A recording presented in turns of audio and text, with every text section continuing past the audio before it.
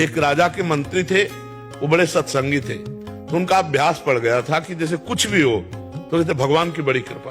तो राजा के साथ शिकार खेलने गए थे, प्रत्यंचा खींची और चूक हो गई तो अंगूठा यहाँ से कट गया। तो उनका मंत्री अंगूठा कट गया, तो उनका महाराज भगवान की बड़ी कृपा। बोले मेरा अंगूठा कटा और तू कह रहा भगवान की कृपा, इसको जेल में डाल दो।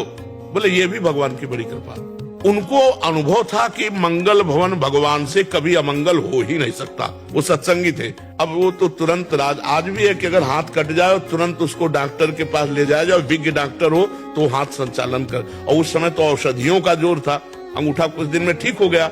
फिर शिकार खेलने गए तो कुछ सैनिक संग थे, मंत्री तो जेल में थे, तो सैनिक पीछे रह गए, उनका घोड़ा आगे बढ़ गया। तो दूसरी सीमा में एक मनुष्य को ढूंढा जा रहा था नरबली देने के लिए।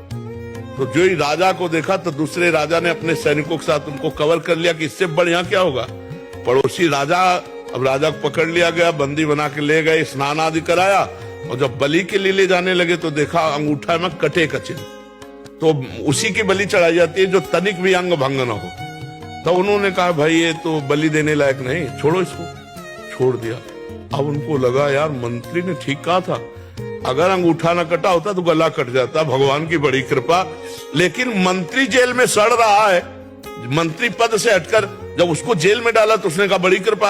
अब गए सीधे मंत्री को बुलाया और कहा भाई हमारा अंगूठा अगर ना कटा होता तो गला कट जाता, पूरी बात बताई, लेकिन तुम जेल में सड़ रहे हो, ये कौन सी तुम्हारी कृपा। बोले महाराज मैं मंत्री हूं, सैनिक कहीं भी पीछे रह जाते मेरा घोड़ा आपके साथ होता, और आप बंदी बनाए जाते मैं बनाया। आप तो अंगूठे के कटे होने से बच जाते, लेकिन मेरी बलि चढ़ जाती। तो भगवान ने मुझे जेल में रखा है, बड़ी कृपा।